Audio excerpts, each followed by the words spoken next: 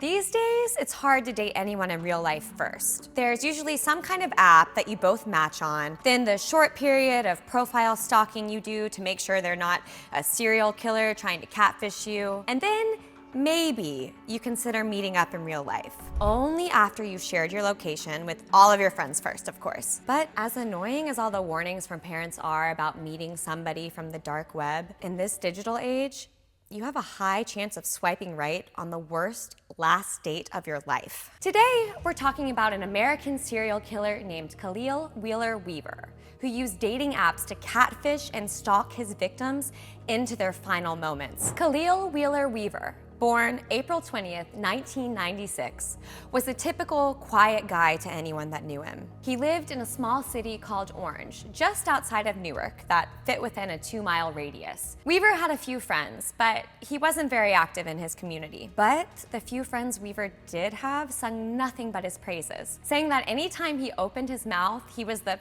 funny man with a stubborn style of tucked-in plaid shirts and khakis. This may have been from the influence of the household he grew up in, which had a history of becoming police officers. His stepfather is a detective in the neighboring town of East Orange, and his uncle is a retired detective that worked with the Newark Police Department. As Weaver grew up, he began to show an interest in following in their footsteps and became a security guard for experience. He often used his phone to explore details on how to become a police officer and did research on how he could pass the required exams. But he also used his phone to look up homemade poisons to humans. He started to call out to women on dating apps, targeting he believed wouldn't turn him down, and women with strained family relationships who he thought wouldn't be missed. This is where his 88-day killing spree began. Weaver's first victim was Robin West. She had a rough past and grew up with parents that were the complete opposite of her. They were a church-going family who loved rules and structure. Robin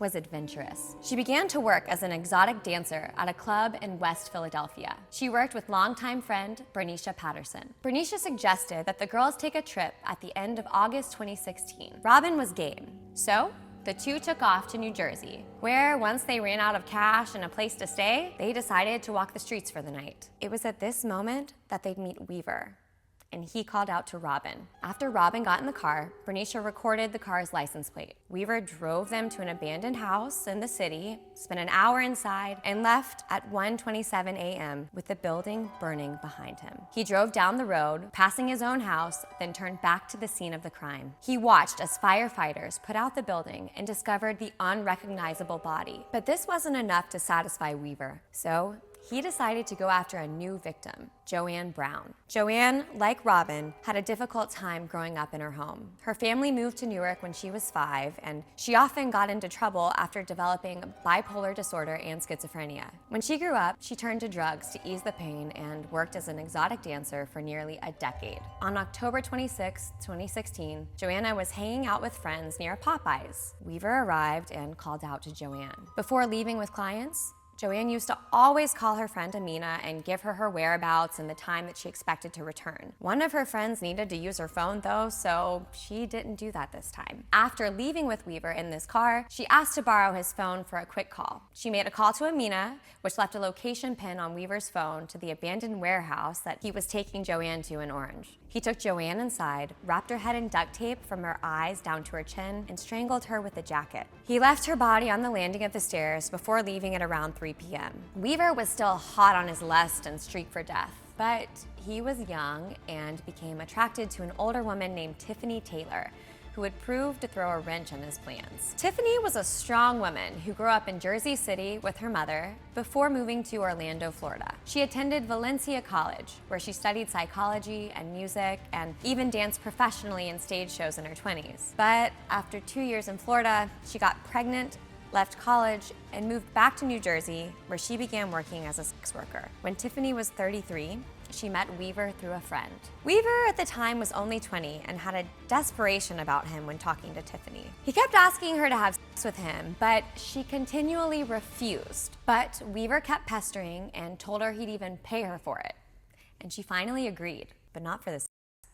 she was planning to rob him. Tiffany had disliked men always objectifying her, so she started to take their money instead. Weaver and Tiffany met up at his place on April 10th, 2016. She entered his childhood bedroom and he paid her $200 cash up front. She said she suddenly forgot the and she needed to go back to her car. She drove off instead with the cash in hand. But Tiffany's life after that soon unraveled. They were evicted from their home and forced to sleep in a car as winter approached. By November 2016, Taylor had a new hustle to keep her afloat. A construction worker and she knew rented room 32 at the Ritz Motel in Elizabeth. The addict owned a burgundy Lincoln sedan. He gave Tiffany the keys and would instruct her to find dealers, and in return, he'd pay her cash. While working, Tiffany kept receiving messages from a stranger, something she was accustomed to in this line of work. But the man kept begging for.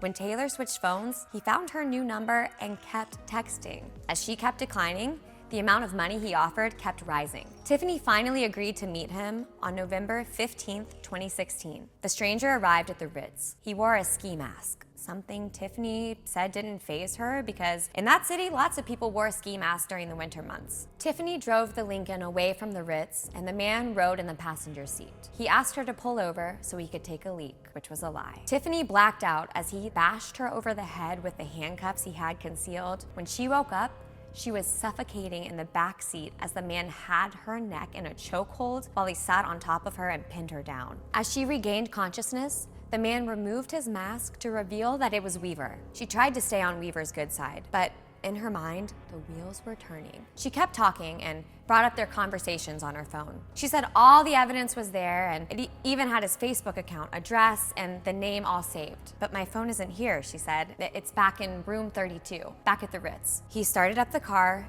and drove back towards the Ritz. He draped his jacket around her shoulders to cover her cuffed hands behind her back. He told her to walk and that he'd trail behind her as she moved up the stairs to retrieve the phone. She agreed. But as she climbed the stairs, she took off towards room 32, kicking it in, knowing her client would be there waiting. He opened the door immediately and she slammed it closed on Weaver. The deadbolt locked automatically. Weaver immediately ran away, but the police department didn't catch him. On the other hand, they treated Tiffany more like a criminal, accusing her ways of to be the more pressing matter at hand and revealing in court that they didn't believe her story when they arrived at the scene. She was giving them all the details they needed, but they just wouldn't listen. 7 days after Tiffany escaped, Weaver would kill again. Weaver's most recent victim would be Sarah Butler, a girl who grew up in a loving home with parents that encouraged her to pursue her dreams. She enrolled in New Jersey City University, 15 miles away from her hometown, making Sarah the first of her family to enroll in college. But Sarah struggled to make friends and didn't get along well with her roommates. As an outlet, she made an account on Tagged, a social media site similar to Tinder or Bumble where people can connect and find companionship. It was there that she'd connect with user Lil Yacht Rock. He was straightforward, immediately offering her money for.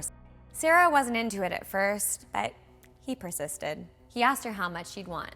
She said $500. On November 26, 2016, the first day of Thanksgiving break, Sarah's mom picked her up from school and drove her home. Sarah asked if she could borrow the family car for a few hours. She wore a red hair extension in the ponytail of her hair. Sarah picked up Weaver from the address he provided, the same abandoned house that he had met up with Joanne in. They drove into a wooded hillside in Essex County Park in West Orange. Weaver took Sarah Butler's life. He dragged her body behind the trailer and, for some reason, left a mountain of evidence in his sloppy tracks. He covered her body with leaves and twigs, thinking nothing would come of this third victim.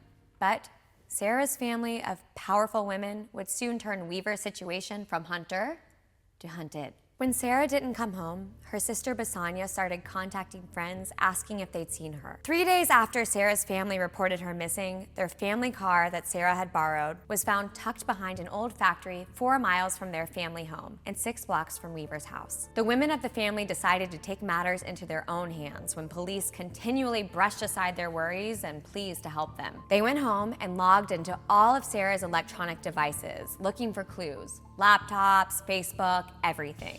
They were finally able to log into Sarah's Tagged account, where they found her message exchange with Lil Yacht Rock. These women know that this was the person that they were looking for, and They had to find him fast. Friend Samantha Rivera created a tagged profile with a fake picture and name and saw Weaver's profile immediately pop up. He began by offering cash for once again, and his story matched up to the same way he had lured Sarah. While in police headquarters, the women tried to call Weaver and put him on speaker. They asked him if he'd be willing to meet them at Panera first later that day. He agreed.